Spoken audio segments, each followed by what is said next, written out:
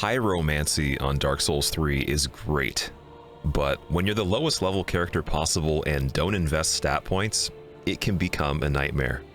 Things like running out of spells even though you have the maximum amount of flasks on DLC bosses, or having fights that last so long that your hand starts cramping even though you have to play hitless to stack the most damage of your own, ended up killing me hundreds of times. There are some moments where it feels powerful, but trust me, this is one of the hardest things I've accomplished on any of the Souls games. The rules are completing all bosses and DLC using almost every viable pyromancy we can, while staying sane in the process of not leveling up. Most of you watching aren't subscribed, by the way, so while you're at it, hit the notification button as well, and let's get started. Even though selecting the Pyromancer and just not leveling it is tempting, we can't do that. We're gonna have to go with Deprived class for this because it's the only character starting at level 1, as you know. And by the way, this is Barry. Barry wanted to live up to the greats of Izalith before him and become an amazing Pyromancer, but he's got to prove himself first, and he most certainly is going to reach his boiling point. I wouldn't say the gift matters for starting off, even though you could argue that the black fire bombs would be kind of on point with Pyromancy because they explode and there's fire. Well, they're not going to just straight up be used to kill Gundyr. I could use the club if I wanted to. I also really wanted to parry him and try some different things. But either way, what the goal is to just use the regular setup until we actually have access to a Pyromancy in general. Then after that, all I'm allowed to use is the Pyromancy Fist to hit things, because that is actually technically using the Pyromancy Flame still. If I run out of spells, of course. I can use consumables if I need to, and all the usual stuff that has nothing else to do with a regular melee weapon. One thing very important to note is every single fight in this entire run is not going to be cut down at all, not going to be sped up. There's not a single thing that will be taken out of it, just because this was really just so hard that I don't think it's worth it for me to not share every single detail with you guys. And for the people that actually like the older format and you want to see full fights, you want to know exactly how to do this the way I did it, they're not going to be edited, so you can skip through or speed them up if you need to, but just a warning for every single one.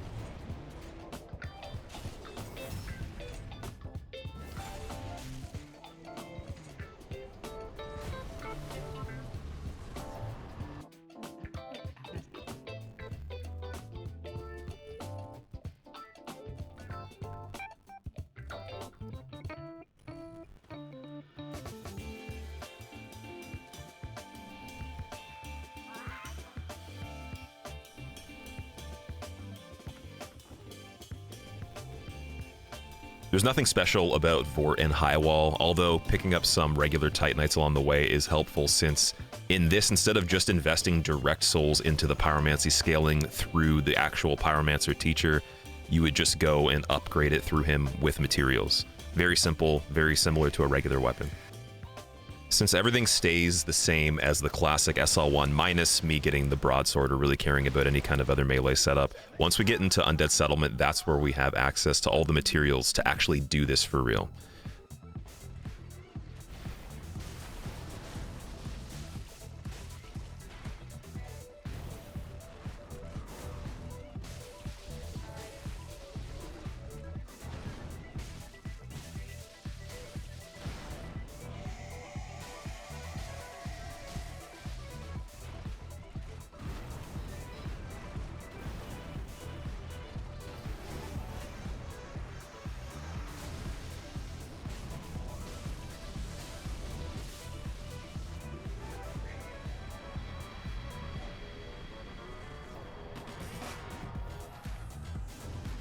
So we need to make it past the first bonfire. I'm going to grab the small leather shield just for parries, since I believe some of them actually were pretty essential with winning on this.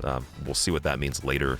But grabbing the shield, making sure we touch down everything else, getting every Estus shard possible, since there will be a point where heals won't even be available if we want them to. We're going to have to actually max out the allocation to the blue flask no matter what, since even that won't be enough to have enough pyromancy by itself. And you'll see some creative strategies when we completely run out of everything and we've been just surviving for dozens of minutes on end. So beyond that, we want to go back around where Curse-Rotted Greatwood is, save it for later, get the checkpoint there, and then immediately the first priorities are rescuing Cornyx, and from Cornyx being rescued, going and getting the Fire Clutch Ring, because this will boost the fire effect by 15%.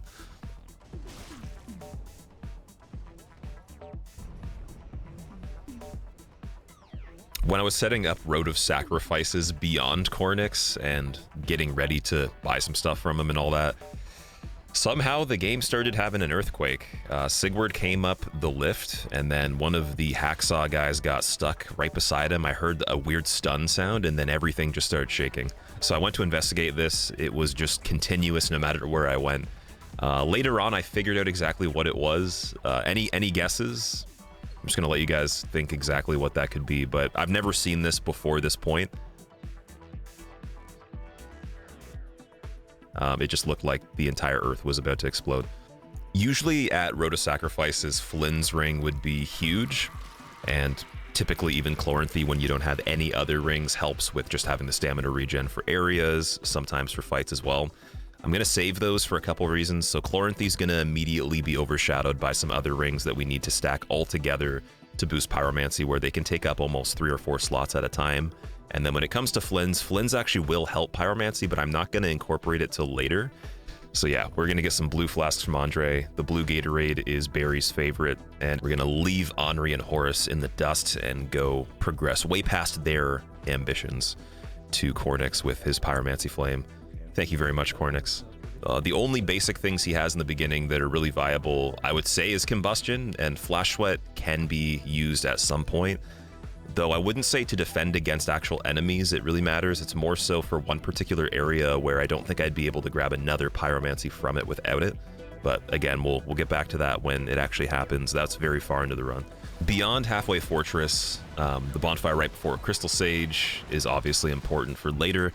But then we can get Grasscrest Shield, which I'm going to have on for quite a while. We'll switch it off with some other stuff here and there, but that's going to help our stamina go back up when we have these moments lagging in time trying to cast these big spells. And also them taking quite a bit of stamina as well, maybe even more than a weapon would.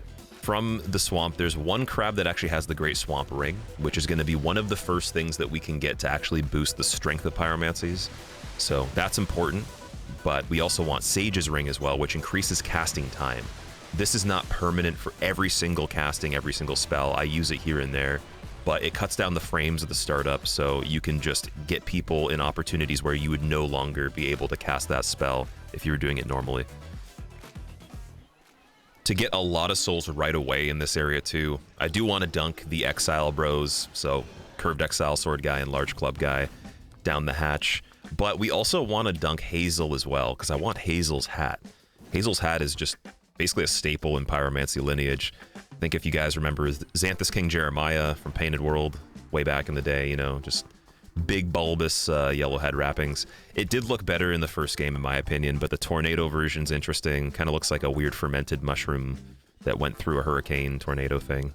Anyways, that's going to be something that I want to wear, but all three of them together will give us a nice boost for the beginning. And yes, I did grab the dagger from the Handmaiden originally. We're not using it for melee for combat. It doesn't violate any rules here. We're just using the actual weapon art to be able to go through the water that's deep. And I think that's pretty fair considering we're already very, very squishy and can get killed very quickly anyways. Doing the fires in the regular order is fine on this one. Grabbing the Estus Shard, of course, trying to survive, picking up Titanite along the way, and touching down at Fair and Keep as soon as possible.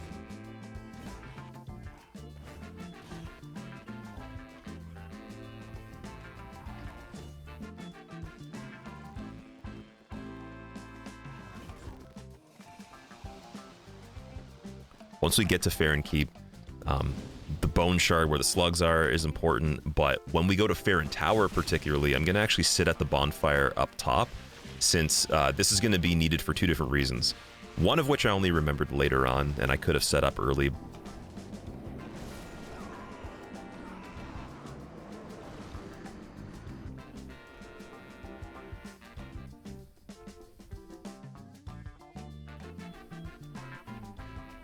The very first priority, once everything else would be done, would be trying to challenge the Asylum Demon up there. And I forgot his moveset.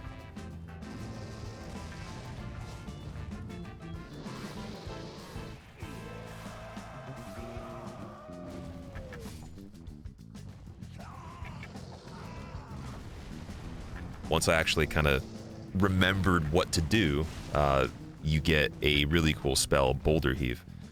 Boulder Heave as a pyromancy is purely physical damage, and there are some fights where it would be impossible to actually beat them in any capacity unless you were just maybe using consumables and then punching them with your bare fists, or I don't even know if the Pyro Fist would even do damage to ones that are 100% resistance to fire or whatever, but again, it would be virtually just like such a ridiculous endeavor, beyond what I've ever seen anybody accomplish in general on this game, so there'd be no point of going without the physical pyromancy.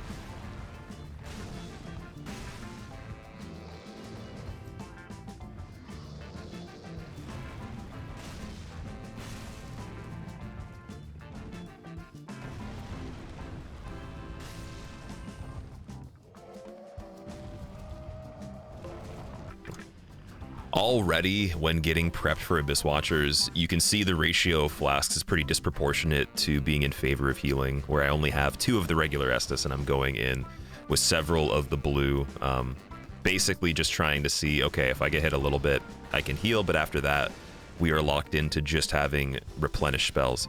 I don't know exactly what the perfect mix is yet, but Abyss Watchers do actually take decent damage from combustion, and at the same time, they don't have a lot of health, so it doesn't matter really what you're doing at this point. I would say even if the Pyromancy Flame wasn't as upgraded, no big deal, but Abyss Watchers is pretty standard. We are just trying to separate the clone and the normal guy, have them respectively fight solo, so either one-on-one with the clone or the human one-on-one with us, doesn't matter which one, and running away if everything gets jumbled up, but it's very, very easy, I find, to separate them.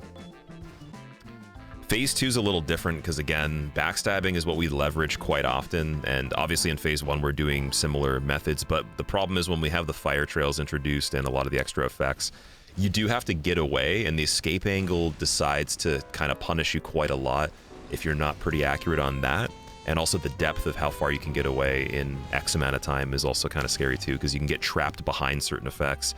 You'll still be in the path of the thrust. When it comes to trying to find the opportunity at the earliest to attack as well, the windows are so much tighter that there's no grace of having a wake up from the ground after getting the backstab animation. It's just purely in your face and retaliation right after.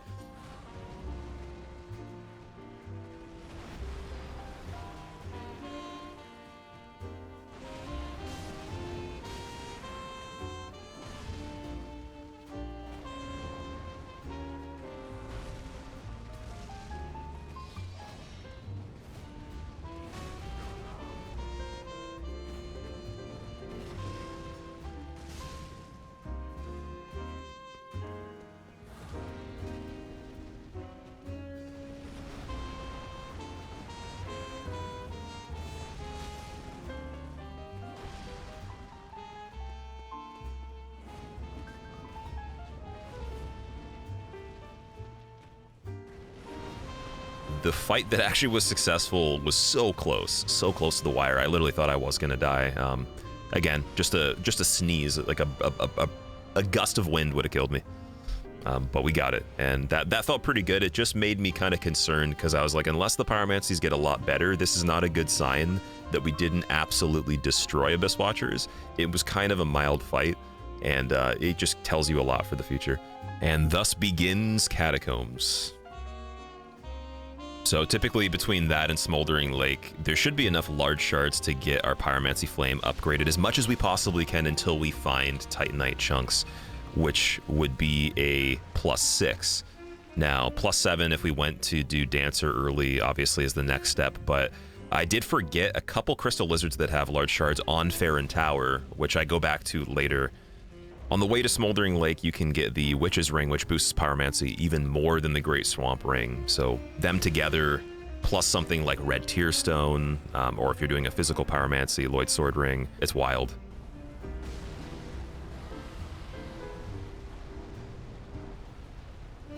After scavenging everything, killing the worm, getting the Demon Ruins bonfire so we can go into that area later as well, It's time to actually go and get the ring from Rhea that gives you extra attunement.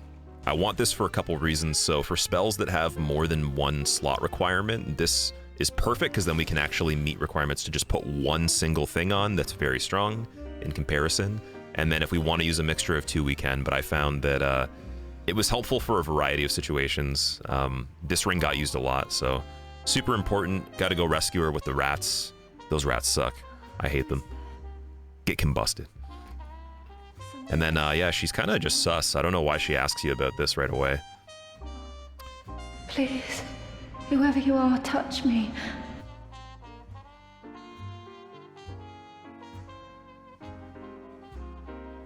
We already have enough rings where, for majority of what we're going to be doing, we're set up. There's still some more, though. Out of the tomes that we are yet to get, the Izalith Pyromancy tome that is near the deeper levels of Demon Ruins is also very important. From there, we can have stuff like Firestorm and Chaos Fire Orb. I'd say the Orb is probably the most utilized just because you can actually throw it. It has extra tick damage, and Firestorm just misses a lot of targets. I did try it, just it absolutely sucked compared to the original version that I remember using in DS1.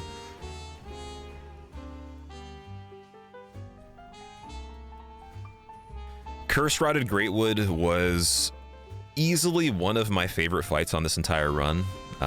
Not necessarily for the reasons you might think.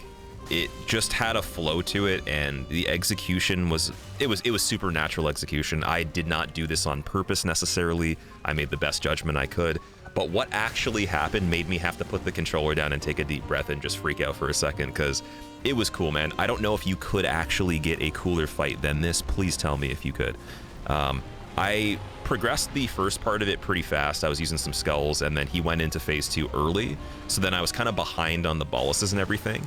I just made predictions without targeting anything, without a crosshair, without actually any lock-on or anything, and I got boluses and spots of his body that you can't normally reach, and he did the walking around animation right away in that fight. So once he repositioned himself, just like some of these angles in the distance that are being hit, and then the clutch one to win was just mind-blowing. Like this could not be recreated the same way even if I tried. Like it's not because I'm just that good.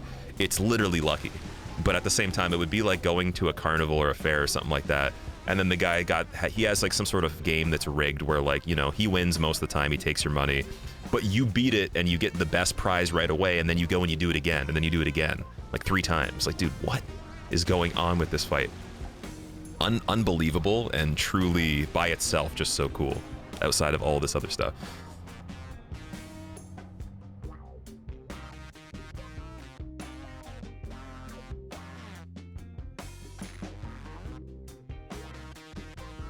Dancer works really well for Chaos Orb since she doesn't move across the floor very large distances unless you're far away from her. So because of the walking stance, because of a lot of the on-the-spot attacks that last a long time, that extra pool ticks pretty consistently, and you could also just set it up where you time it with that as well. But even just at face value, just the direct hit is pretty damn good.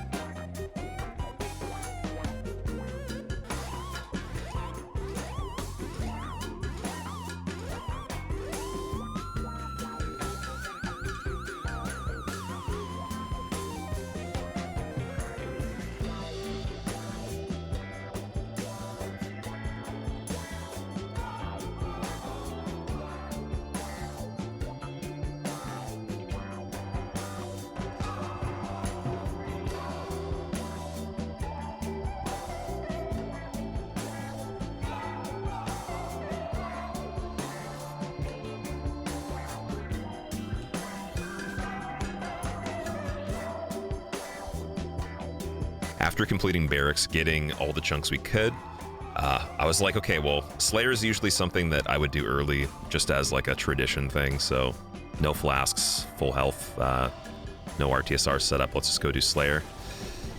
And then, yeah, just he wasn't having it even close, even like 1% today. So that's going to be a later thing. Kind of rare, but yeah, no run back on that. Let's continue to get good. Do you guys actually think I'm that much of a baby? Of course I'm gonna kill Slayer. I mean, like, okay, you could get maybe the Titanite slab, but at this point, if we had enough chunks for +9, the difference between 9 and 10 is not going to even really show up that much. Let's use Red Tear Stone this time and see how good that is. I would actually say Slayer's fairly weak to fire. He's also weak to magic as well, so typically I would be using Pale Resin as a priority with a regular weapon, and if I couldn't get Pale Resin, if it ran out already, then I just use Charcoal Pine bundles. They work pretty good. Hardest thing with him is he can block a lot of stuff, right? And he does input read to a degree.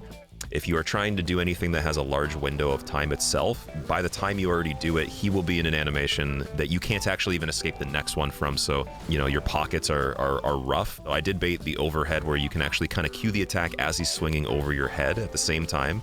Pivot unlocked, and then you can get the Chaos Fire Orb. Because of the duration on this one, with the pilgrims and everything, instead of actually trying to just sort of wing it and then like look at their animations, you know, catch up with whatever they're doing later, I was really just dialed into the sound effects, so I had the volume turned up a decent amount.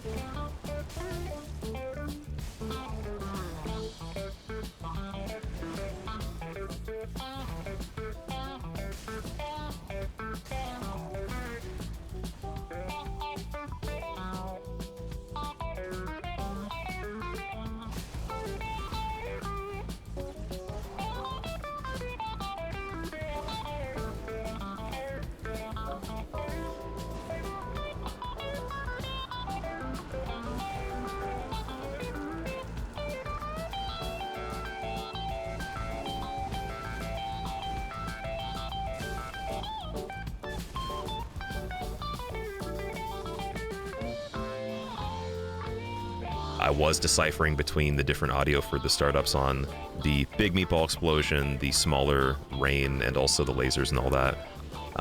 When it comes to trying to get rid of any of like the bad conflicting ones and you're in a really bad spot, the only thing that really sucks is the barrier being broken on the side of the bridge, like the actual stone wall itself, and then a giant orb coming over there and hitting you, because at that point you're not going to get away from it really. It's going to be very tricky.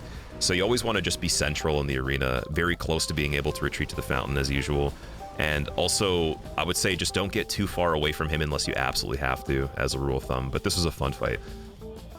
Sadly, other than just like an early game flex, there's nothing we're really gaining from killing him. We have Archives Bonfire for later, but that doesn't make a difference. We would still get that when we kill him anyways, so nothing we can access.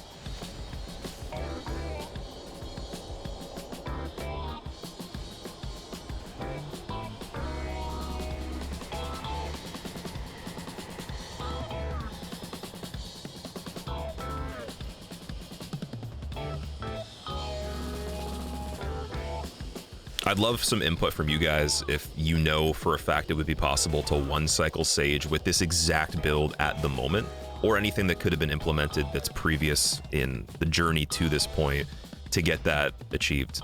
The damage was okay. It was pretty damn good on combustion. The speed was decent, and I think changing the speed to decrease the damage and trade could have been sort of the ticket, because then the percentage decrease from maybe switching the 15% ring, the Grey Swamp ring, maybe wouldn't have mattered that much. But we got him so close that I did have to have a phase 2. That's completely fine anyways. Combustion hits at the speed of what I would say a regular weapon would. It's just got to be pretty close.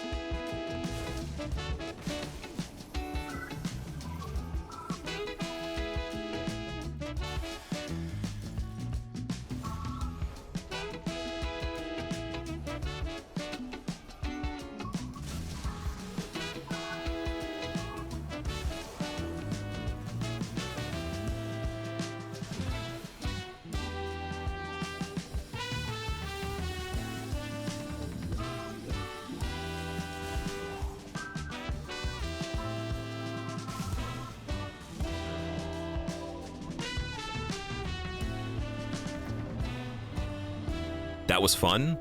Cathedral's open. I believe Deacons also would be a very similar situation where, again, fire's not terrible against them. I would usually buff my weapon with fire for them, so my train of thought at this point, without knowing the actual true resistances to the exact extent, was like, yeah, same thing. Not a big deal. We have skulls. So now we just got to get to them. And also along the way, the Estus Shard is super important again, because as many of those as we can get as soon as we possibly can get them is going to be almost kind of non-negotiable at a certain point, and it's getting there. On the way to the big doors, that Grave Warden was just looking juicy. I was like, I wanna roast that Grave Warden to a perfection, to a crisp, and then it just retaliated on me with a similar idea. That was really stupid, actually. I probably would have died there if I didn't get super lucky, but this is funny. It's basically at the whim of what attack they choose. Even, I would say, slightly off screen, they can just pop up and boom, you're dead. Very crazy reach. Fun fact, the Grave Wardens are my favorite enemy in any of the games in general, just as a basic one. They have the most functionality, speed, one of the coolest weapons, and they're just scary. They also have like some of the coolest armor set too. So if like this was a matter of actual life and death in reality, and I had to have a setup, that's my setup right there, 100%. And the fire breathing too. So instead of going to Painted World early and getting the bonfire set up with Gael, I'm going to save it till later where he gives us another little speech. And Deacons is the next priority. Lloyd's Sword Ring, of course, is important this time because, again, it's going to boost physical pyromancies or the ones that have dark elements but also have split damage with physical.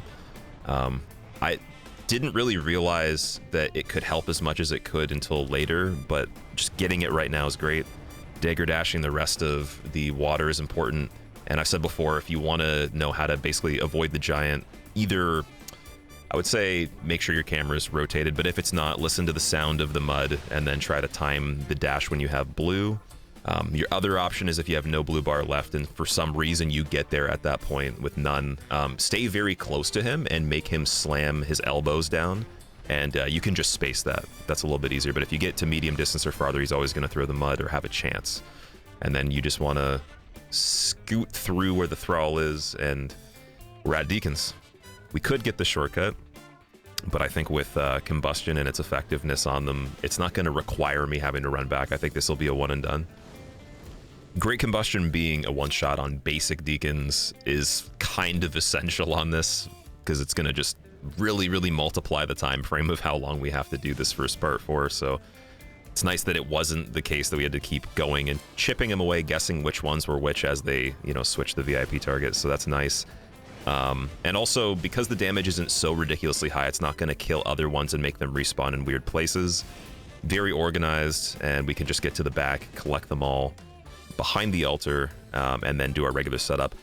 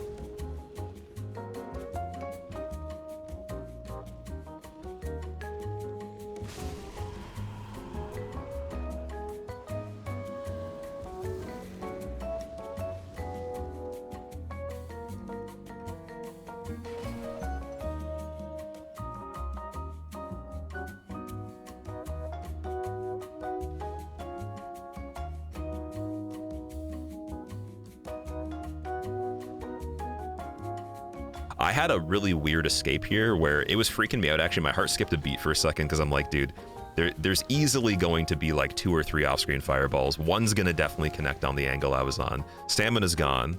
There's no way to actually get the early skull toss on the front of it. So this was like very sloppy. I'd always recommend anytime you break away from back pillars and you go up to the front altar, full stamina, even green blossom if you can. That's what I would usually do if it was a serious run where there's no mistakes at all.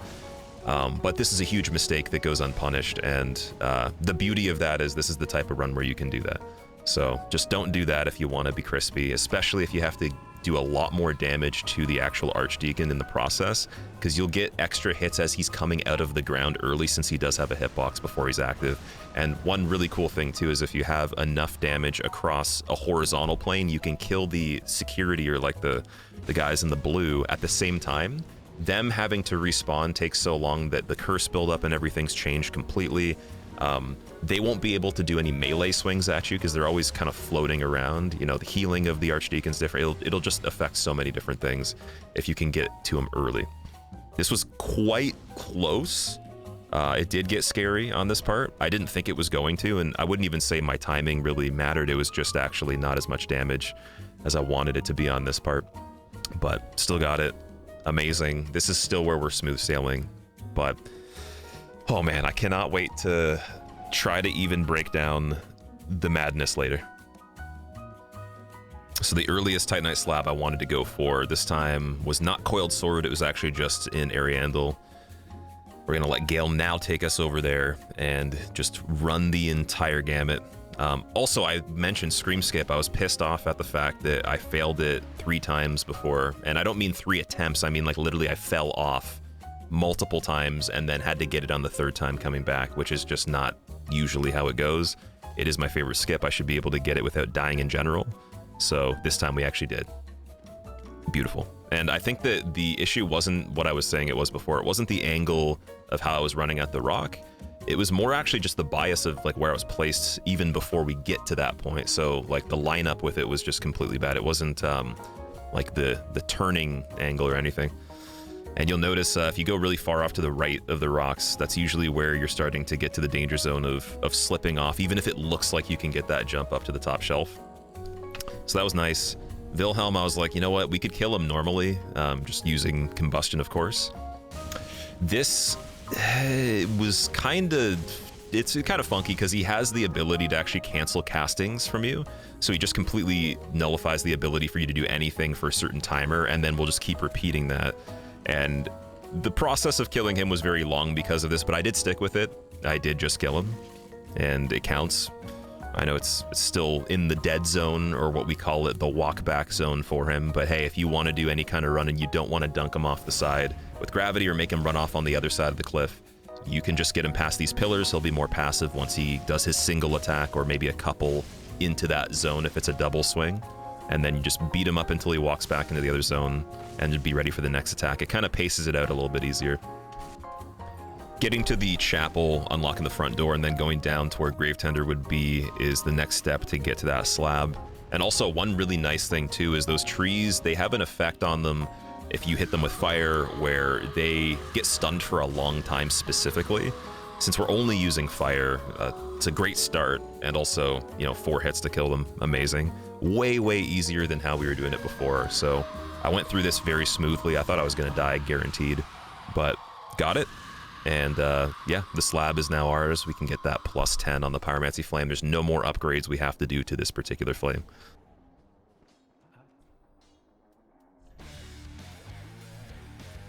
Now it's time to do something a little bit more weird, and pertaining to that plus 10 that I wanted to get early as well, since, again, the damage difference isn't going to change at this point. There's no rings later on or anything that I could do that's miraculous that will greatly affect my abilities. So King's Garden into Osiris was something I was very curious about.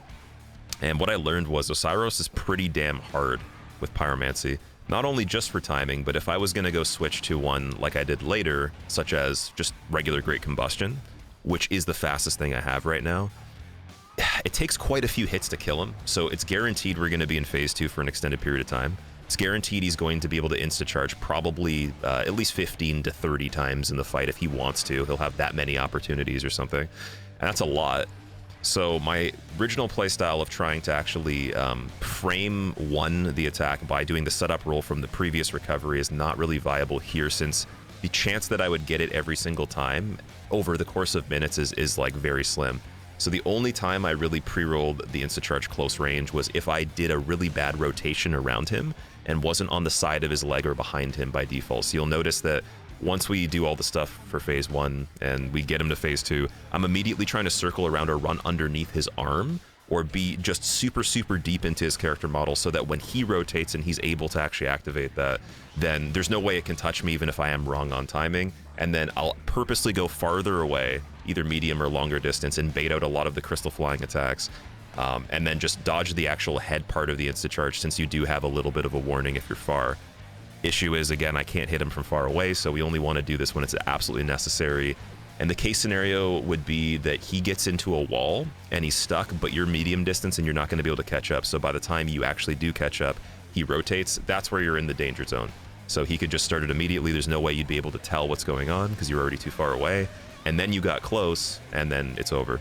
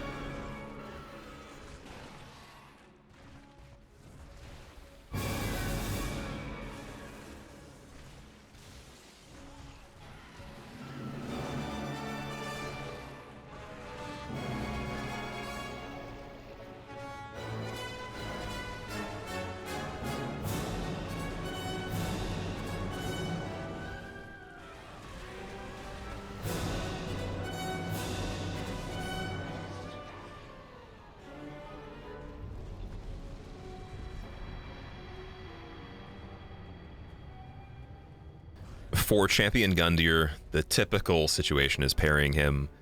With the downtime the Champion Gundyr has after the parry, you do certainly get the tick from the Chaos Fire Orb pool very often. This helps move the fight along a lot faster, since if you were just getting the direct hit damage, you'd probably have to be fighting him for an extra minute or two at the very least. But nothing crazy here, just because the shield we have is great for parrying, very familiar with it. And did you guys know that you can actually parry him either left, right, backwards, or front? It doesn't really matter what direction. Even diagonal angles are fine too. Next time you fight him, just try parrying him on some weird, wacky angle, even without a shield, and let me know how you like that.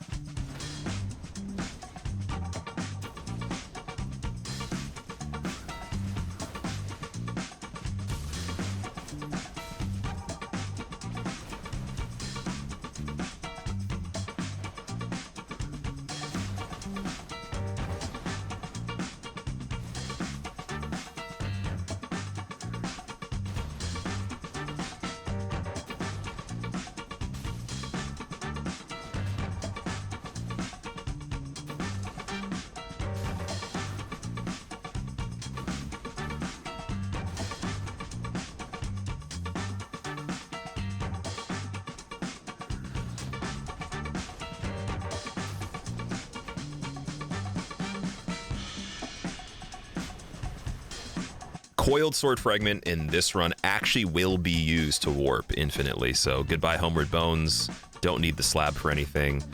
That's kind of cool. I did skip the Hollow Ashes though, which is a huge mistake that I'm gonna go back on later, and I'll explain that why when we get to that point. The main necessity of coming here was neither the Coiled Sword or the Hollow Ashes. It was truly just getting the Priestess Ring for 5 faith levels that are passive from the item. And that's the only way we're going to be able to equip certain things. We're also going to have to get some other rings similar to that later, but Priestess will allow us to use Boulder Heave since it does require a little bit of faith, and still maintaining level 1 in the process. Old Demon King. Boulder Heave was the surefire way to even do damage to him because he's resistant to fire, so there's nothing else we can do at the moment. Sure, can use consumables and all that, but then the budget for souls and the replenishment of those would be kind of fleeting as well, since the quantity of how much you can stack of throwing items in this is pretty bad. There are some tricks I've seen where people can basically drop stacks of items outside a fog gate, use certain ones, go pick up things they dropped later, and basically kind of almost loophole the quantity in real time without warping. But yeah, that's not something I'm going to do right now. It'll be more for like a consumables only. So they're mainly just backup if I run out of everything later on. For Old Demon King with Boulder Heave, immediately I started to realize the learning curve of the physics of Boulder Heave itself. So the initial rock hits point blank for a certain value, and all the other little rocks that scatter you don't really notice at the time. But if you can get an interesting slip angle on the first one where the other rocks go over the object and don't make the initial contact, you get a 2-part attack where the little ones will hit something in the distance. Now, this depends on the shape of the character model. So this is one of the hardest things the entire run to actually get down every single time, because you have a moving target, you have them having limbs that are extended in different positions and everything, and there's multiple different enemies where I learned some of the better angles, maybe not the best, but the better angles where you can get that initial boulder hit and then the small rock can fly over wherever you just hit into the distance and hit the back of their toe, their leg, maybe even like one drops on their head, the other one drops on another part of their body, like their back or their neck. And this actually greatly changes how much damage you do in one engagement from just pushing the button one time. Because the damage is still not incredible, very important that you try to get that as often as you can. And then when it comes to building stagger value as well, I'd imagine that plays into it. You can tell me if I'm wrong, but this does stagger over time. So why not just hit twice with something that you use once if you can angle it? What I learned particularly for Old Demon King is that, as usual, to get a really big window, you do want the fire stream that he breathes, or just something like where he's calling the meteors is decent. It's like a medium opportunity. But if you really want to get that double hit, you need to be on one of the sides of his tail angling slightly diagonally with that first rock hitting, and the other one going and hitting the back of his other leg. And the only time he's standing still long enough where you could sort of get that off, in my experience, was just the stream of lava that he breathes, or fire, or whatever it is. What is his diet anyways? Is he just eating freaking rocks and then turning them into molten lava or something? Who knows? But anyways, yeah, the rocks that we're actually putting up his bum are pretty strong in the sense of doing it this way.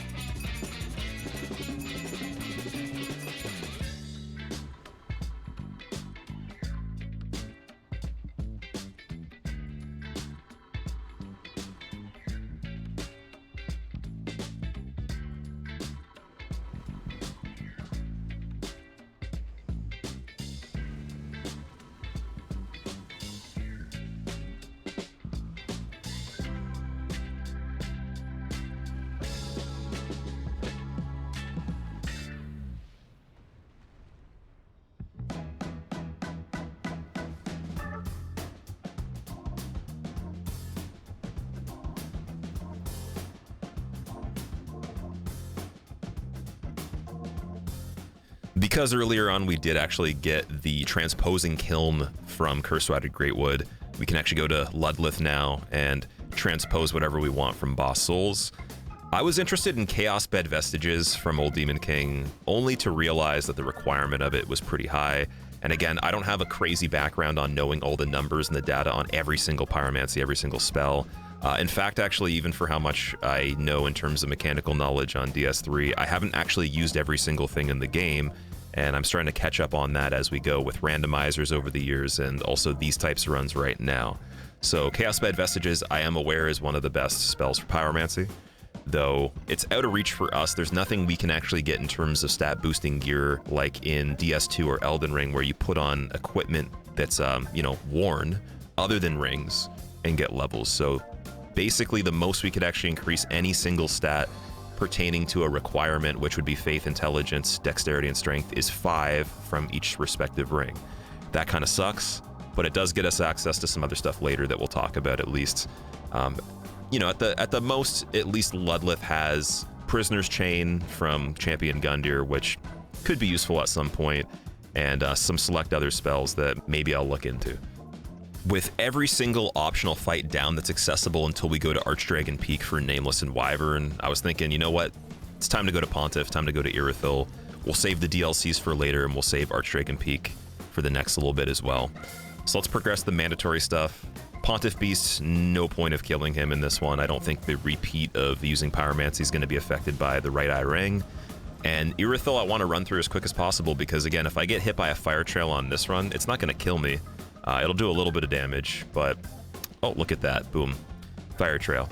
And then look at right after. Nothing. Even the Pontiff Knights themselves are cowering in the awe of the power level I have on this Pyromancer right now. I think that Barry, with his boiling point being very high, has finally had enough, and you can see the transcendence of his previous mediocre magic into what will become one of the most great legends of all of Izalith in the future. So Church of Yorshka Bonfire is super important for a Pontiff shortcut later, and then we just got to run the lake as usual and get to Distant Manor.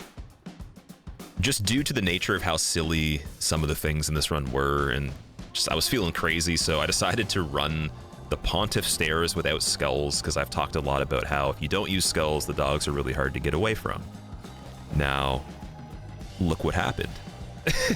To my surprise, wow. I don't know how I pulled off some of this stuff, but then at the same time, to what extent, right? Oh man, Good old Pontiff dogs, Pontiff stairs. You gotta love it.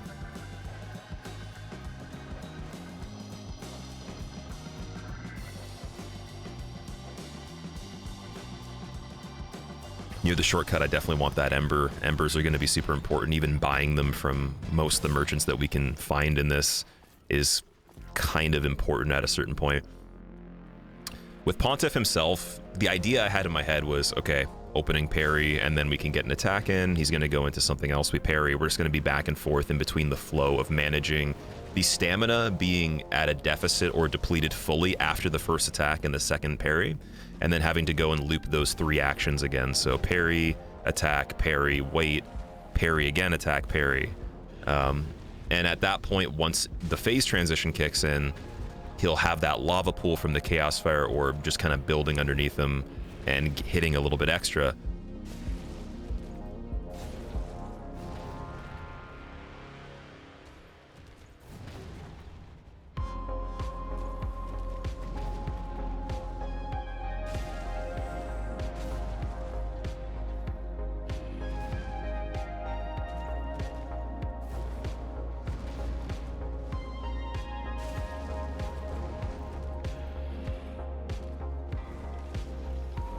What I forgot about is when the clone pops up too, because it can't do anything right away and he can't backstep after a certain amount of time out of that animation.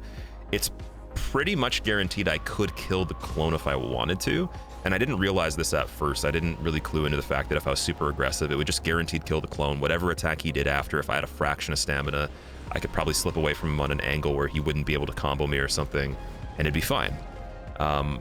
Dealt with them for a little bit as a duo, and then once I realized that the clone was going to go down, it was a pretty nice fight. I love fighting Pontiff Phase 2 just by himself. He does have some extra attacks close range that when you do the same setup in the beginning as I did with the parry attack parry, it mixes it up into a completely different combo with a delayed thrust and some other swings, and it's a nice touch. It's a very good way to design him in my opinion, but then because he has to call back the clone right after that, we have a stationary opportunity to get the double hit from Chaos Fire Orb again.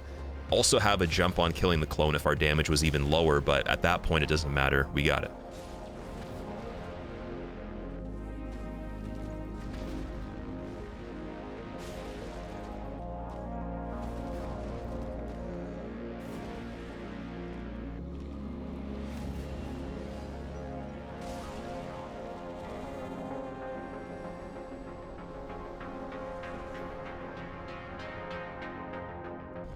Aldrich in particular is next, and I've learned my lesson from those deacons that destroyed me on the left-hand staircase last time I went through this area on the previous challenge.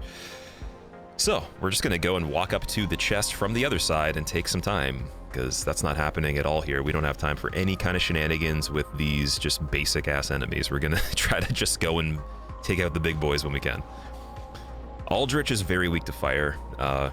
It is just very obvious that this is going to do a lot of damage to him. There's nothing special here at all other than we will have to survive phase 2 for a little bit, and again for the magic positions you just want to make sure that you linger in a spot where you can be very close to where he's going to spawn adjacent on the pillar, but then past that halfway point so you don't make him spawn behind you, because as soon as you try to reverse the camera and the magic's coming at you from above and in front, and then you change that, it's just going to be in an area where you can't predict as well.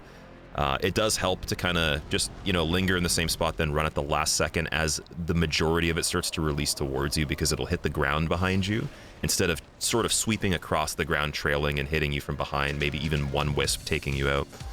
So, especially if you're using red tier stone, that's important, but everything else with the engagements on Aldrich are simple. If you want to make him re-queue an attack without teleporting at all, being at about a 5-foot distance or more from in front of him, but not too far in phase 2 helps prevent the arrows from happening, but then it entices him to do another melee combo, and the ones that you can space and then start to charge up an attack and target the human half early are going to get you 2 hits. It's going to get you 2 ticks probably on the orb, and it's going to do the most damage.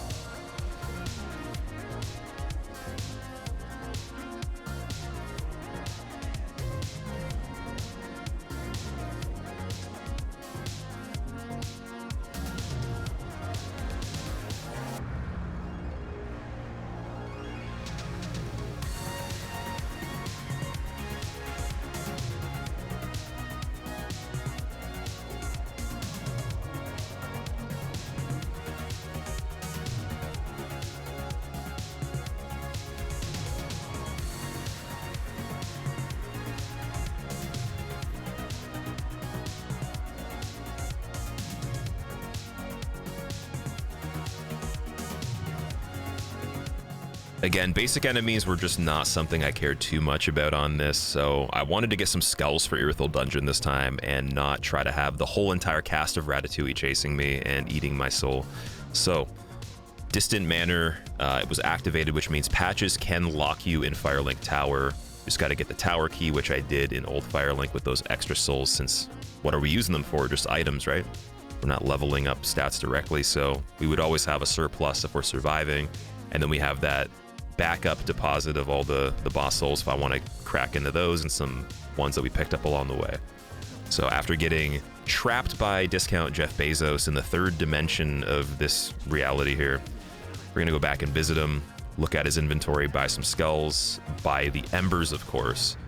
But I don't like the fact that Discount Jeff Bezos got resurrected from the dead, because I already killed them in another run. If you remember back in time, previously in, earlier centuries, with the good old-fashioned melee attacks, we killed him. Why is he still here? Well, it's because Amazon itself is eternal and perpetual, and it keeps perpetuating beyond time and space, and doesn't make any sense. So we got to take out Discount Jeff Bezos once again. Only he came equipped this time. He wasn't popping a squat in the corner of Firelink chilling. He was ready for combat, and he picked one of the cheesiest setups he possibly could. He had a spear and a great shield, which is pure scum. So the only answer to this is changing our setup a little bit to answer that, which would be using Boulder Heave to knock him on his ass every single time he tries to get back up, which is absolutely hilarious.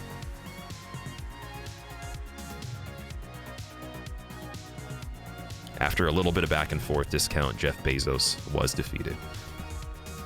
Next stop, Profane Capital. Don't know why I said it like that, just Profane Capital is... it's an important place. It actually is important for so many more reasons than normal in this run too, which you'll see. Yhorm though, Yhorm is highly resistant to fire, to the point where, again, Boulder Heave will be a very nice way to get around that and do physical damage. We just got to get red tier stone set up on this bridge with the fireballs and such, or just using the ladder and carefully making our way down, and then we can decimate them. The problem, so if you wanted to do this yourself, for anybody that's curious of like how this method is going to function, you're going to have to dodge hundreds and hundreds of attacks from Yhorm perfectly without getting hit at all, other than the stagger from his stomp, and then angle the Boulder Heave at his head repeatedly until he staggers, and then do another couple when he's on the ground. At first I was like, okay, maybe I hit his hand or something like that. Maybe the hand is the way to go about it, because the hand usually is what I hit with a weapon to stagger him, since you can't reach his head. But there's one particular attack where he does the butcher chop with two hands, and if you start the attack as it's coming to the ground and target his head as it's bowing down, you will have a surefire way of just repeating that over and over. But good luck dodging hundreds of attacks in the process perfectly.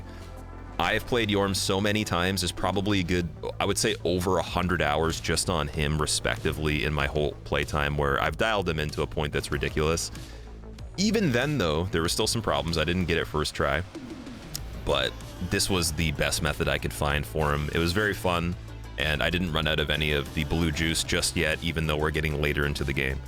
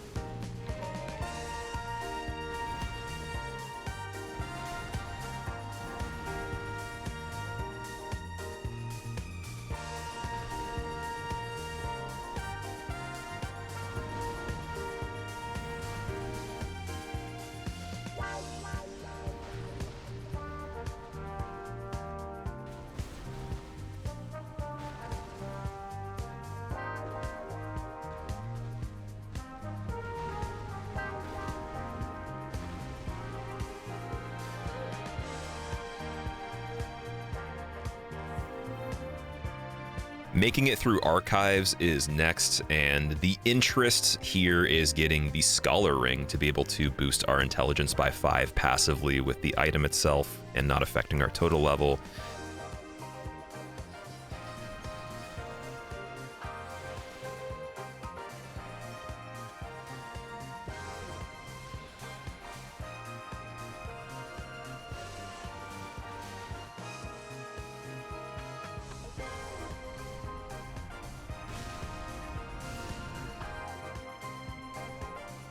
As well as there's an Estus Shard, but I completely forgot this Estus Shard existed. It was the last one I needed for a very long time, so I go back and get this eventually, and it's sad because I had the skulls to distract the 3 nerds that are on the staircase, not allowing them to chase me all the way up there anyways, so it would have been perfect. Despite that, we got the shortcut lifts anyways, and basically, yep, we have Princes set up for whenever we want to. But I still wanted to go and check out some stuff in the DLC before really getting into Princes, and we ended up just leaving this area completely and going over there. Of course, power within is very important just because it is a pyromancy we can use. I don't know exactly if it's going to be useful, but it's powerful though. It's called power within. I was thinking for Princes it'd be cool to combine that with 1 pyromancy and red tearstone ring. But then there is the whole trick of how do we keep ourselves in red tearstone range health at the same time while our health is draining from power within. Well, the trip to the DLC is going to be nice when we go back because we can get the ethereal oak shield, which will increase my HP by 2 points per second, offsetting a little bit of the drain, slowing it down, allowing us to exist in hyper mode a little bit longer. So there immediately became some problems that were apparent after these attempts. Of course, the damage is I mean, it's not actually that good. It's okay, even with all this hyper mode stuff going on. And so I experimented with some different setups, kind of just was like, even if we go with this, the amount of the blue bar we're using to cast power within is taking away so much more castings of using combustion that I'm actually just losing damage over time in the longer scale of time itself. So it doesn't really matter that I'm using power within right now, even though it was fun and I got to show it off a bit. Then there's the whole other problem of, well, if I play them freestyle in the middle of the room, anytime I'm trying to hit Lothric on top of Lorien's back, I'm missing him unless I'm super lucky. Even if I aim the camera up and everything, combustion does not connect with his hitbox that well. Well, what's the problem with that? Well, if I kill Lorien by himself, Lothric is exposed after he's dead, but then I'm losing simultaneous damage on him, meaning I'm gonna run out of pyromancy no matter what. This is really, really tricky, but then employing the fog gate method that I had made for hitless runs way back in the day when they became more popular, of separating the magic, also allows you to get them to come to the fog gate with the double swing and not port any way around that area other than directly towards you, and they repeat that attack over and over. You might have seen this before. It's pretty popular if you want to just have a very guaranteed fight with them, but there's still the problem of not being able to hit Lothric that well. There's one thing we can do that will hit both of them, and of course I can kind of modulate it where I save some pyromancies and I use the uppercut punch from the pyromancy flame itself to hit his back at the same time, or even just destroy Lorien to isolate Lothric and then blast him with fire in between his orbs that he casts as well. Basically the AoE orbs. But this was tricky. It's a very, very long fight. There's a lot of attacks I have to land. I have to play it pretty much perfect as well. And just amongst all of the nonsense of trying to figure this out, I was on this fight for a very long time, much more than I thought I would. And I'd say between this and Osiris, this is like the points where I was like, man, this run's gonna be really, really hard on certain things. Like way, way harder than I ever expected, to the point where, matter of fact, when I was done this whole thing, it took 9 hours longer in-game time, just on the save file, than I thought it would. So 9 hours in-game is more like 11 hours in real life, or 10.5 hours real life. It's just unbelievable, and that literally delayed the whole process of me doing this by like more than a day. It was worth it though, and I'm excited for you to see exactly how much more crazy this stuff gets. Just to preface, if we're gonna compare any of this stuff so far to the new game +7 level 1 run I did with regular weapons, that is infinitely easier. You can swing your weapon and connect every single time on any angle you want with anything. You have good damage per second from the broadsword, you have buffs. Even if the health is scaled up crazy and you get killed in one hit, A lot of the most important fights on this run require you, when you're stacking the most damage, to do it hitless or damageless. So you're just doing a very hard version of that with weirder hitboxes, weirder timings on the attacks, and then having to micromanage your flask count and sip more in between, making the damage per second that you could get if that wasn't a factor even less. Not to mention item management, and also, again, getting to the point where you run out of everything and still have to find out a method while the guy's still alive, and you've been in that arena for over 15 minutes or something stupid.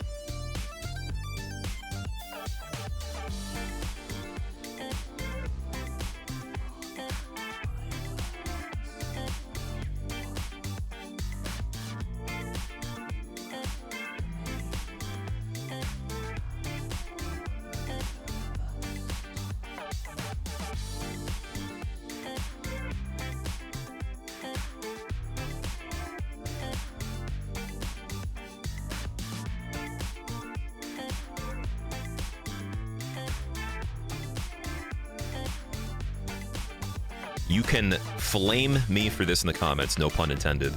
But when we got to Archdragon Peak and I decided to finally go and challenge Wyvern and Nameless, Wyvern is a fire-breathing dragon, dude. I'm not using fire on Wyvern. I'm not going to boulder heave him until I run out of them or anything. And I'm certainly not running through everything to plunge attack him with my fists as well. Why not plunge attack him with my fists really quickly and do the skip? It is a little harder to connect the hitbox on the fist versus having a thrusting weapon like a dagger or a straight sword or something like that with the downward plunge, but I use my bare fists, which I think is completely fine for a critical animation, because that would be the only other way I would do it, is running through everything else and still using the bare fist to plunge. Sadly, the Pyromancy Flame doesn't have a plunge attack at all, but we did the skip for Wyvern. You can hate on it if you want to. I still blasted him with fire before that too.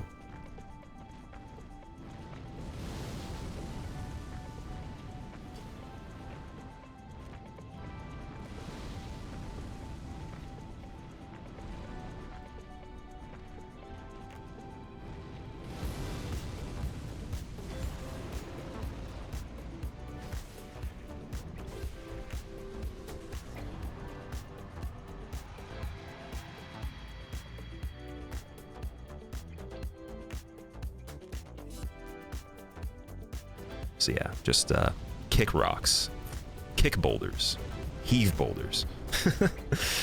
And now Nameless is ready to go. Obviously getting to him is pretty much the same stuff, nothing too crazy.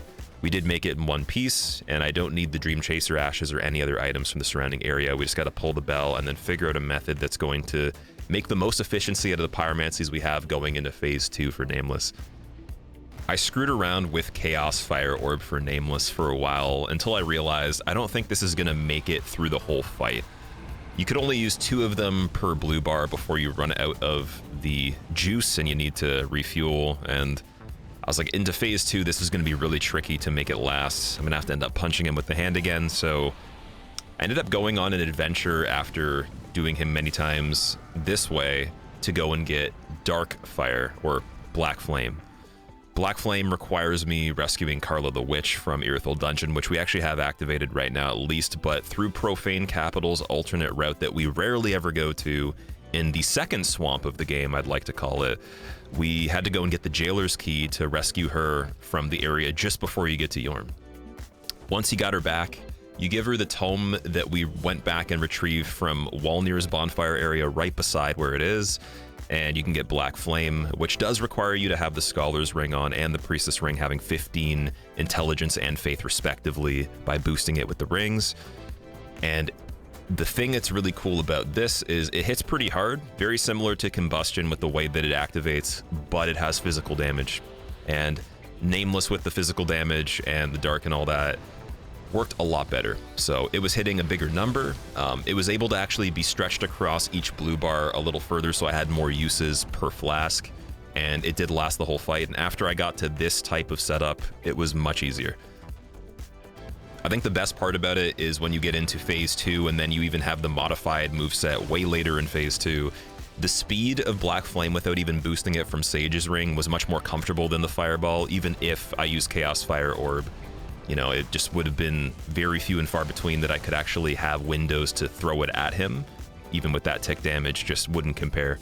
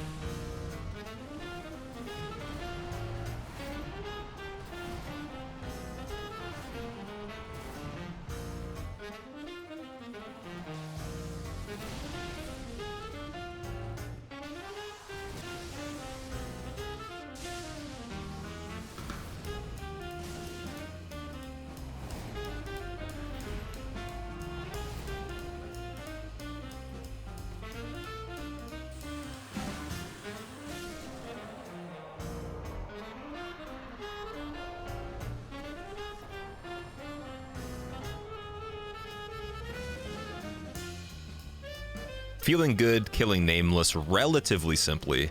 I was like, ah, yeah, Black Flame's pretty cool. Let's go and try to kill Gravetender with it, since it does more physical damage and it's pretty strong. And, you know, I could see it in my head. I could have a vision of just Gravetender eating a bunch of Black Flames and dying fairly quick, but no chance at all. No, that just doesn't work simply.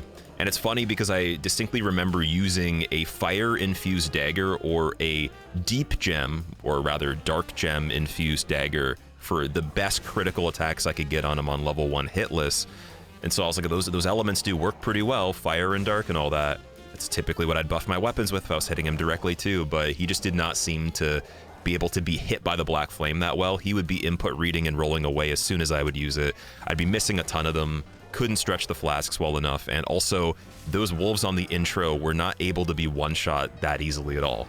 So I had to chip away at them as well. I even used Alluring Skulls in this fight, which is really funny because it's sort of dangerous. He actually input reads the Alluring Skull or any throwable and starts running at you and then does a dive bomb thrust attack into your face each time. So I'd have to make sure that if I threw those skulls for the wolves to group them up, that he was so far away by the time that I was done throwing it that I could dodge his attack and then go and do something with them as well. And that's just so much stuff to have to actually keep track of that would usually be very simple. Ended up breaking away from that for a little bit. I went and grabbed Poison Mist because I did read up on the fact that you could poison Gravetender. And, you know, at this point, I think even Toxic would have been better. Of course, that's something that could still be used later, but Poison did the job well enough where I could tick him down. He would call the wolf. I'd be able to just focus on using pyromancy on him when it was possible when he switched to the staff. And then the wolf itself was super, super simple.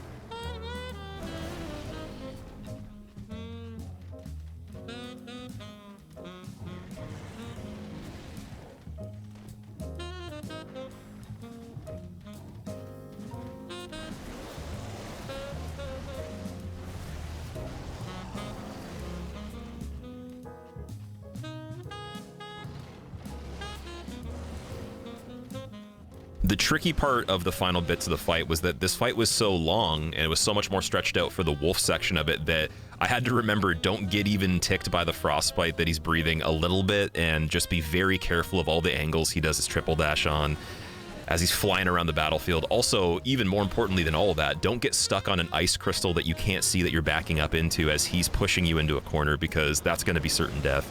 Since a lot of the ways I got away with the timing on these attacks and had a little bit more wiggle room was spacing the double bite, you know, and just trying to be very careful with the angles and such. But even though it was a much scarier wolf fight than I've done for a very long time, much more simple with the poison, thank God, and you could just run away and let it tick down while Grave Tender just perishes in the background. Even though I'm not showing the extent of all the experimentation I went through with some of these harder fights, just know that when I mention it was much harder than normal, or that like it was, you know, just kind of making me sweat a little bit, I truly was having a high heart rate and sweating my ass off doing this run. And it gets even worse. It gets to a point where I actually just had to stop playing at a certain point because my hand was cramping on the days where I was on the harder bosses. And there were 2 full days where one day was just dedicated towards one boss and the other one was dedicated towards the other. And that's just ridiculous, man.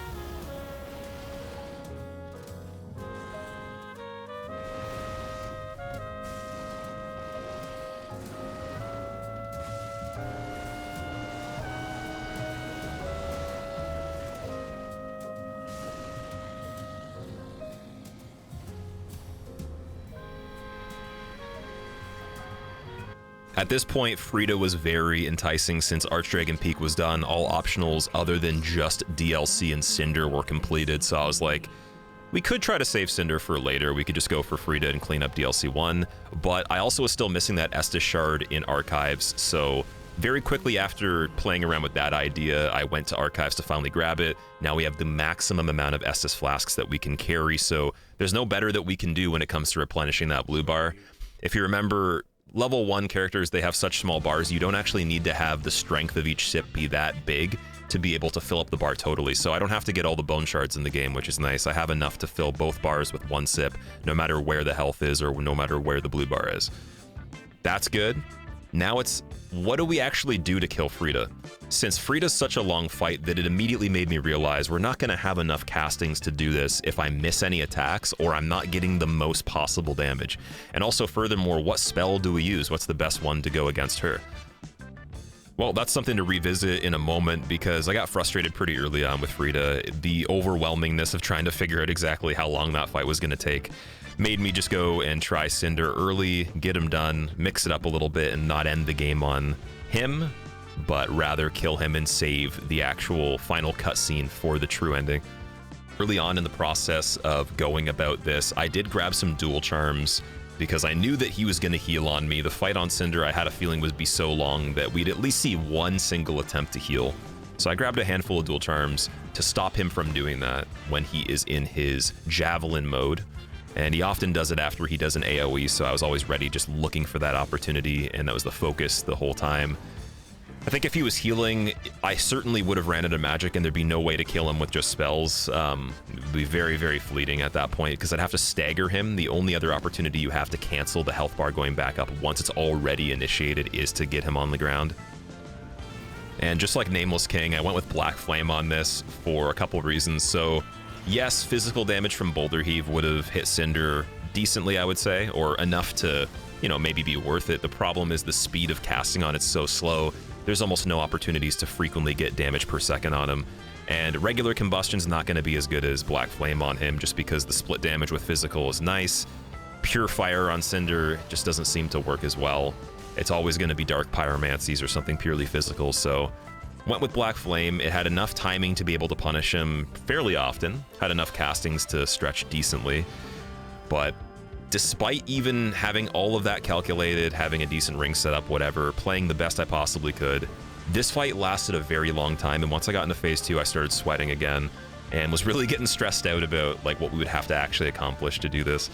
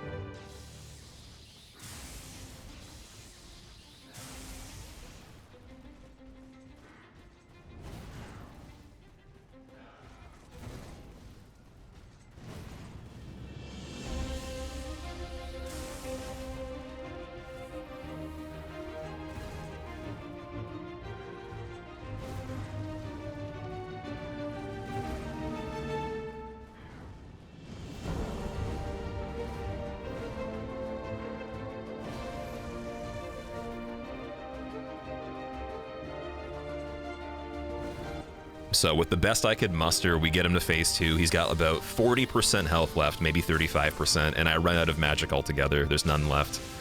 And it's like, okay, well, I can't just punch him every single time there's an opening and land it, since the punch on the Pyromancy Flame's a heavy attack. It's not quick. It's an uppercut when you roll as well, which is even slower, and it also misses because the hitbox is very shallow. So you have to be like literally underneath the object or like right inside of it. And so I noticed a lot of use of that before had not prevailed as well as I wanted it to. And I opted for being very careful, waiting for opportunities where he threw the lightning, and then trying to do charge punches, regular heavy punches, whatever I could manage. This took a long time. It probably took longer than the phase 2 did up to this point itself. And keep in mind, I've been playing flawlessly up to this point anyways. So yeah, this was just incredibly stressful. One of the harder Cinders I've done in a very long time, just because, again, what you actually have to connect with the attack, the circumstance of when you can go for the opportunity, and the lack of freedom at this point.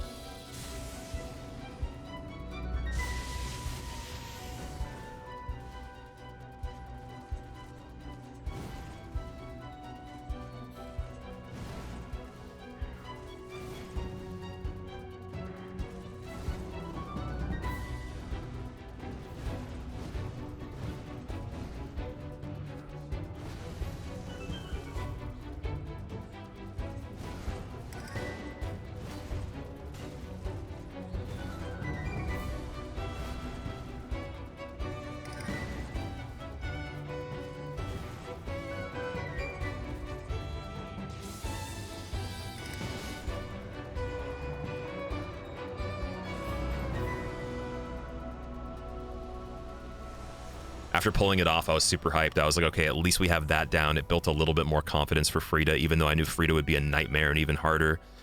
So at least that's over with, and we only have DLC content left to beat the entire game. After Cinder, I was playing around with the idea of just going to Ring City right away and at least getting the area set up. Ring-wise, there was nothing I really wanted for the build or anything like that. It was mainly just going and seeing if I could attempt Demon Princes early and maybe have a better situation than how Friede was. Had no idea what the damage would look like or, again, how far we could stretch the flasks, but it was worth an attempt. So after failing Angel Skip for a second video in a row and just kind of getting tired with trying to do it, I decided to just do the regular way and somehow, again, matrixed the light beams from the Angel straight up, which I wish this would have been the case when I was trying to do other runs and I was streaming it because it would have looked cool. But we made it down there, killed the pod guy, and then the strategy for setting up Red Tearstone at this point is mainly just throwing poop until we get toxic, and then using the Blooming Purple Moss to set us up right in the Red Tearstone health range as soon as it crosses over that boundary. Very easy, very efficient, quicker than using gravity, and all you have to do is throw 3 of them with no armor on back to back and you get toxic. I purchased a ton of them, either to use on enemies or to just use on myself, which mostly was self-consumed. So you could call me the Dung Eater at this point. This is an Elden Ring precursor. On Demon Prince, you cannot use fire at all. They are 100% resistant. They can't be poisoned in phase 2, apparently. But apparently in phase 1 they can, and they can be toxic. I had no luck with that at all. I just went for Boulder Heave because, again, 100% physical damage. And I actually got to a point where I found a little bit of a rhythm with it. I knew that I wanted to get the laser demon prince because Midir would be really tricky even with skulls. If one of those little fireball wisps hit me and I had red tear stone set up, it's over. And any miscalculation of running into a brick wall, for example, and any small thing getting me and maybe even obstructing the path of me staggering the demon prince out of the big meteor attack, that would be so catastrophic, considering when I arrive, my timing of actually hitting him is so much less frequent. So the goal was to just get laser, because laser just chills. He spams his beam, he does his final big laser, and then he goes back to normal stuff. That gives you such a crazy opportunity to just continuously land attacks on him. But the cost of that is that in phase 1, you do have to be more patient and wait for killing the demon in pain, which, with the way that they switch their roles and everything, takes a little longer from the get-go. At a certain point, it doesn't make a difference, but it did get frustrating just going into the fight and then having to wait for a while, trying to find out how can I even hit them when they're, you know, both active, or one's active and one's not, but like, you know, right away get some early damage. And then there was the whole conundrum of getting the double hit with the boulder heave, where I would hit part of their tail with the big rock and then a small rock would go over their tail, kind of like Demon King, and it would hit their leg or something.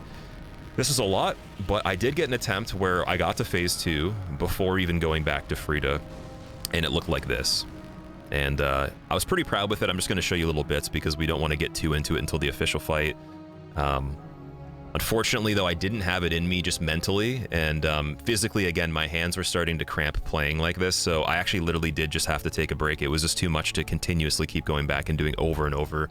On the first day of trying to make massive progress on Friede, I was running on 4 hours of sleep, and I had had such a crazy busy day that by the time I sat down and actually started cracking away at it, I was like, man, I don't know if it's literally just the fact that this is also just challenging and I know the full scope of what I need to do in at least a rough sense to accomplish her, or I'm just fumbling on basic movements. I don't know which one it is or if it's a bit of both, but like, dude, it was just not happening. And, you know, I'd make it to phase 2, I'd have some ideas, I'd try some things, but it was fairly rough, the very first big endeavor of jumping into Friede.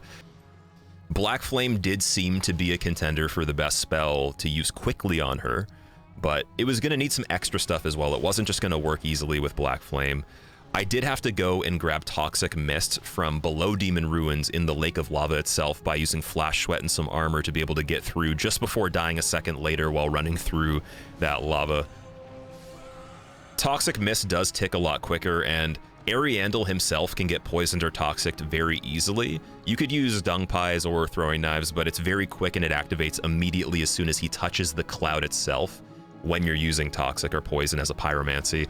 So I was like, okay, we burned down his health bar, we have it ticking while we're also throwing consumable items at him to do more damage like fire bombs and stuff, so that we save all the blue flasks once we've already burned through almost half of them on the first phase, and then we don't have to use any pyromancies to attack him other than just the poison or toxic, maybe, you know, 2-3 times in the total phase 2.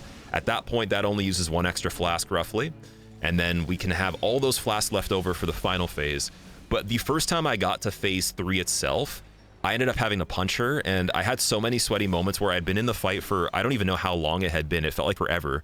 It was getting to that point where I'm like, okay, like I'm starting to get nervous, and I would slip up on something super stupid, or I'd actually make a pretty good judgment call and try to accurately dodge something. But again, just the focus level for that long playing that well was just not enough to be able to get the frames I needed to dodge some of these attacks. And she's also just a really hard fight on phase 3 anyways when you can't backstab. I've said Friede would be one of the hardest fights in all of Souls history, all of the games, even harder than a lot of stuff in Elden Ring, without backstabs and lower damage. So this is a great example of some of the aspects of that. So you either shortchange how many spells you have and punch her to death, or use consumables, which is almost impossible on phase 3 since the speed of consumables makes her input read plus miss her body a lot. Or the punches are just extremely slow, which you don't want to have to do after you just did 2 other phases and you waited that long and also played really well.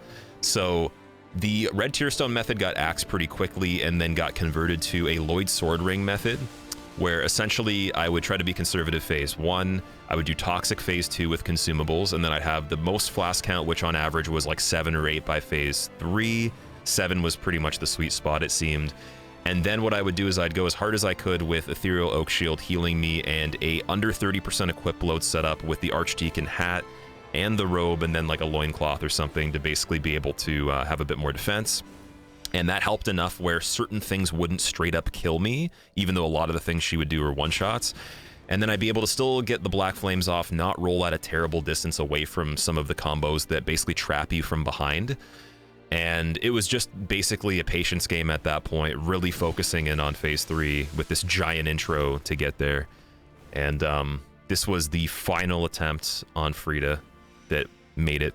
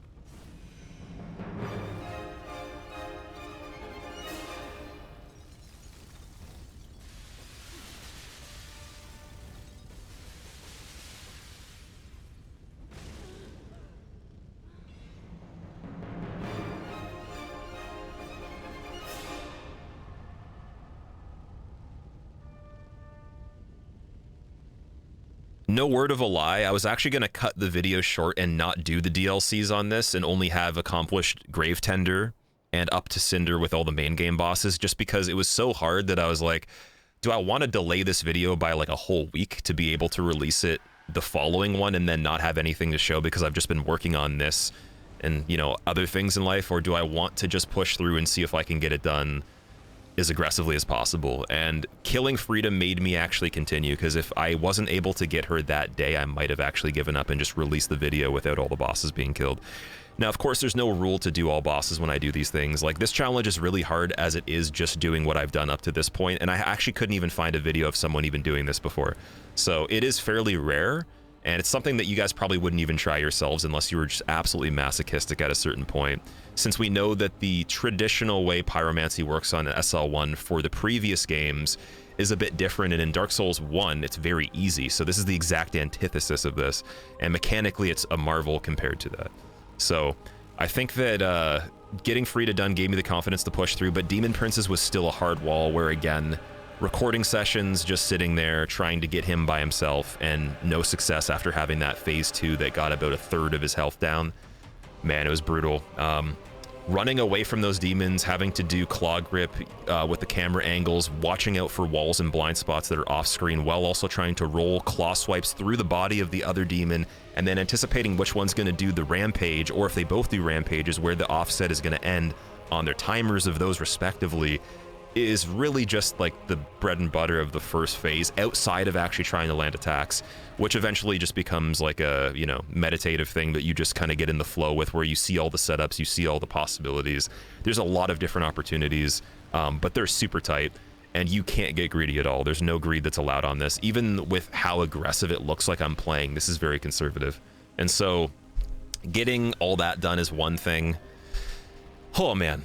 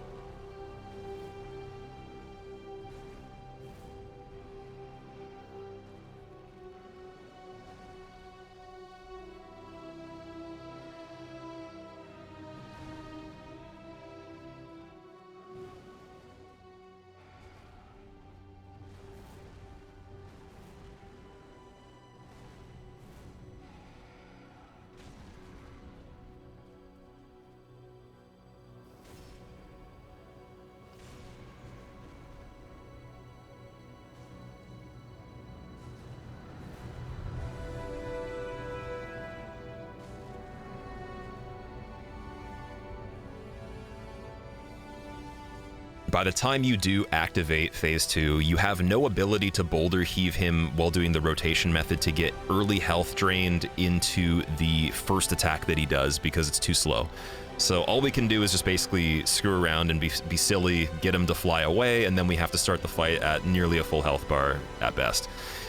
From there, there's little things that he can do in phase 2 that are super insidious that don't happen that often, where just simply his body being all glowy and such, and just like the way the arena looks and where you're positioned camera-wise can make it look like he's not actually attacking, and then a claw swipe comes out of nowhere and kills you, or the wall itself obstructs the view from what attack he's actually doing if you're in a corner.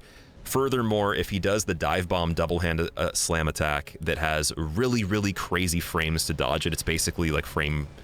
Now, I wouldn't say frame perfect, but it's lingering to the point where you have to actually space out of the range of it, or even if you dodge the first part of the slam, you'll still die. That will actually get shortened by the wall, so you won't be able to run far enough away from him where there's no way to actually go in front of it and space it, so that's crazy. That's lethal if you're against the wall. A fireball that doesn't involve you when it's being cast running into his legs as he's flying up will hit you, and it'll probably kill you even if you have a good dodge because it's lingering damage, and it actually goes in front of you from where you are, even if you're running straight the whole time, depending on how the takeoff was on his stuff. And then beyond that, the overhead rotational slam that has the fire trail from it has crazy damage that goes outside of where he actually slams, so you can't dodge the slam itself or the middle of where the trail would be. You have to already be running and then dodge from offsetted angles away from it to even be able to not get scathed by the residual amount of lava coming off the side. So those things were super big priority just in the mix of regular attacks, and then when it came to laser, you have your opportunity to deal a lot of damage and get some stagger.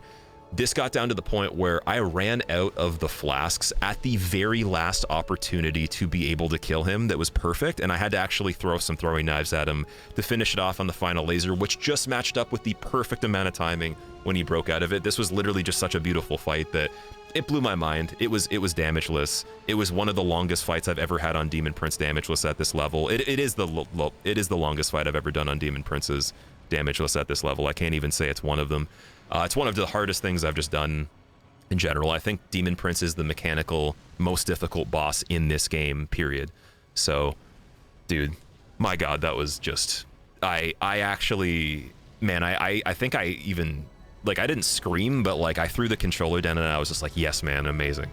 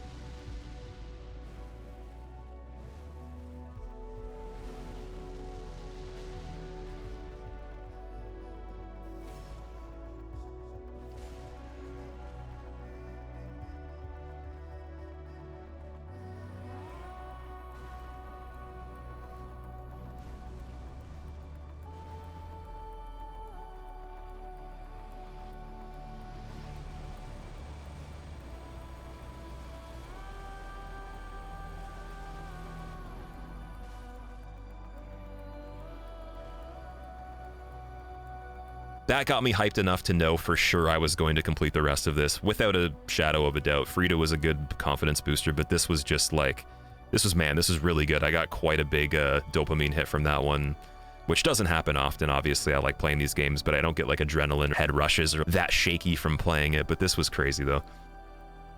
So after all that, getting through Ring City seemed like a piece of cake because in contrast to what we've just done in recent times with the recent fights, who cares? Who cares what happens in general? And so I did make it through pretty swiftly. And once we were set up with all the bonfires, we did the Midir Bridge, which I actually did get the iframe for the fly-in on the fire 2 times in a row. Feels pretty good since the last run it actually came back to me. And almost got killed by the residual fire, but we made it still. Remembered to Ember on the corner before dropping down to Midir Bridge.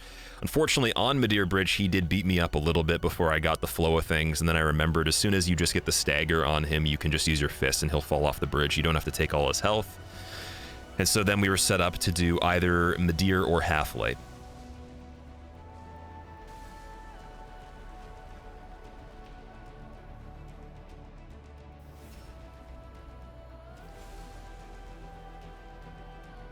Midir I wanted to save for a little bit. Halflight, I knew for a fact you could cheese with the poison or toxic, and so I went in there, but I forgot the fact that when you go in to do that, that you don't have to kill the first Painting Guardian, so I wasted some time trying to kill the first Painting Guardian quickly, only to remember that it doesn't see you, and then 2 of them spawn and overlap on their default spot inside of each other while you're waiting behind the pillar for Halflight to spawn anyways. And so usually the method I would have done way back was Storyteller Staff. I didn't go and watch my old videos or look up anything on this. I kind of just was trying to remember it, and then I finally clued in. I'm like, oh yeah, you just go to the pillar right away in the right spot. They won't see you, and then you can try. From there, I tried Toxic Mist through the pillar. It worked. It went pretty well, but on the first attempt, he got a little too close to me, and I was offset on the pillar on this angle where one of his little magic orbs came by. Essentially, it just alerted the fight. It didn't kill me, but it got everybody, you know, going, and then I had to do the fight normally from that point. He got healed up. It wasn't good. After that, I remembered to just be a little bit more into the pillar, but the reason that I was on that angle is because the last time I killed him like this, I used dung pies, which you have to throw on the ground beside him, and the only angle to be able to get them to go over and around the pillar is around there. With Toxic Mist, you can actually go up to the pillar and cast it through the physical object behind it, and he'll just walk towards it because he hears the audio, and then he just stops and then gets screwed. So a little bit different, but you just got to make sure you keep your distance and you're really hidden behind the middle of that pillar. And ironically, when he actually died from this, believe it or not, I mean, like, again, I don't know if everyone knows this, but I'm sure some of you do. His magic stays behind and he's dead, but you can just walk into it and still take damage and die if you want to, even though the fight was already done. Like, what is that, man? That's crazy. Beyond the grave to a level that's just almost ridiculous. That was a little bit of a laugh right there. And now we're going to Gael. With Gael, very similar. Poison, toxic, it's going to be very important. I didn't want to do anything on Gael that was hyper cheesy, so I did have some people tell me on previous videos, why don't you just go to the wall and then poison Gael and then wait and then he dies?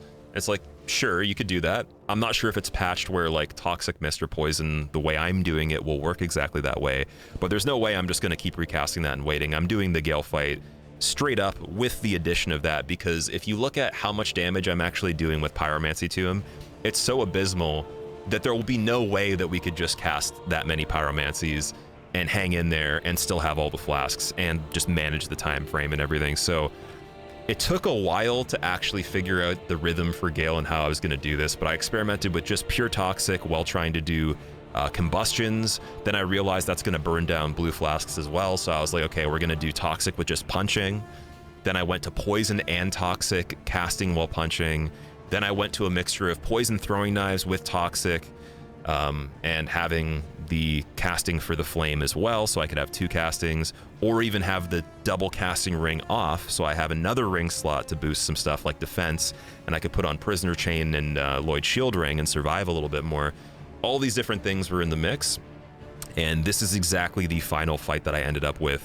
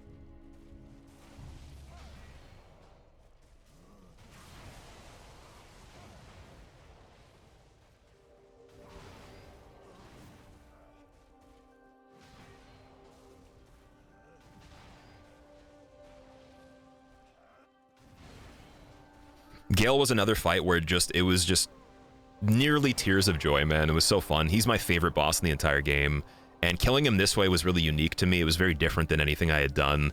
Having to activate that many timers and then figure out exactly the perfect times where he would be standing still. Not only to mention, there's a lot of obscure deaths where you cast a poison cloud and then you can't see what he's doing and he attacks blindly through the cloud towards you, and then you die because you have no idea what that attack is. So you have to really be careful with how you place and time these clouds outside of just the regular activation requirements. And not only that, don't run into lightning beams as you're traversing the desert in the distance, because they will kill you too pretty quickly. And you know, when you go too far out of the perimeter, or just like in other areas, it becomes even more increasingly high chances that, you know, something's going to strike you and you don't see it. Now, with everything we've just done, this is a little bit of an oddity that we have Midir as the last boss on the run. It was so satisfying to have as the last fight for a few different reasons, mainly because we could just chill and use Boulder Heave, which is just kind of linear. It's very straightforward. It does damage to him. Yes, you can get the double hit, but the double hit on Midir was the hardest double hit out of any enemy we actually got because his head's moving around constantly. It's a big object. It blocks most of the spew of the rocks. And so you have to have it where his head's recovering. And again, you slip the angle on the top of just right by where his eye is on the big rock. Small one goes over, hits his hand in the distance, but the angle has to be so good. And a lot of the time, even if you actually do the exact same placement on different recoveries, it won't work because his hand won't be in the right spot. So I hit like in the 400s for a double hit. It was in the 300s for a single hit. Even that single hit would have been enough just for the amount of flasks we have. And one thing that's amazing with Midir is that you only have to use your fist to get that special critical on him that takes away a lot of his health at the end, where he has the scripted stagger. And so I remembered that, and I actually executed on that really well, even though I was debating if that was even possible in my head. I thought I remembered that you could do that, but I think I've only done this one time before, or tried it randomly at some point, so it was just a random thought that came in my head. Saved so much time with being able to do that, and this is exactly how Midir went after a little bit of struggles.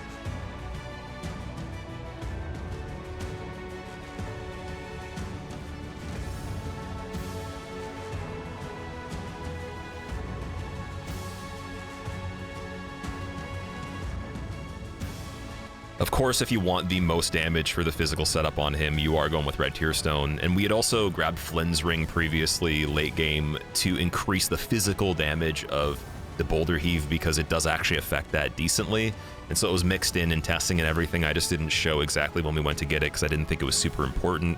We haven't used it much at all, but this was the ticket to be able to get him. Very satisfying fight, one of the harder Midirs I had, and probably the most fun way I've actually ever played him. Now that that's all done, we can finally go to the kiln where we had already slain Cinder, get the final cutscene, and oh my god, man, Barry, you beautiful bastard, you actually did become a legend of Izalith. You became one of the coolest pyromancers I've ever witnessed personally, and I don't even care what anyone thinks about this run. This is one of my favorite challenges I've ever done in my entire life on any game. This was a wild experience. It was like full of frustration, rage quits, again, hype when I actually beat something, feeling some crazy emotions about something in a way where, you know, you played this game quite a bit. It's hard to have as big highs and lows, but it was really fun. I'm glad I did it, even if I had to delay the process of releasing it a little bit later and it taking way longer. I hope you guys really appreciated it, enjoyed it as well. I would encourage you guys to try it, but if you are going to try it, just remember some of these things are crazy, and if there's anything I did where you think I could have improved on it, I know there's probably going to be comments about Parting Flame, which I was debating the whole time, so it's not something I didn't think of, I just didn't think it was important. Anything that you have as questions, just ask me. Anything that you think I could have improved, definitely put it in the comments, and let me know, most importantly, should I do Sorcery or Miracles at level 1 next, if it's even possible. Let me know, and also make sure, again, you're subscribed and notified for future videos like this, and I will see you guys soon.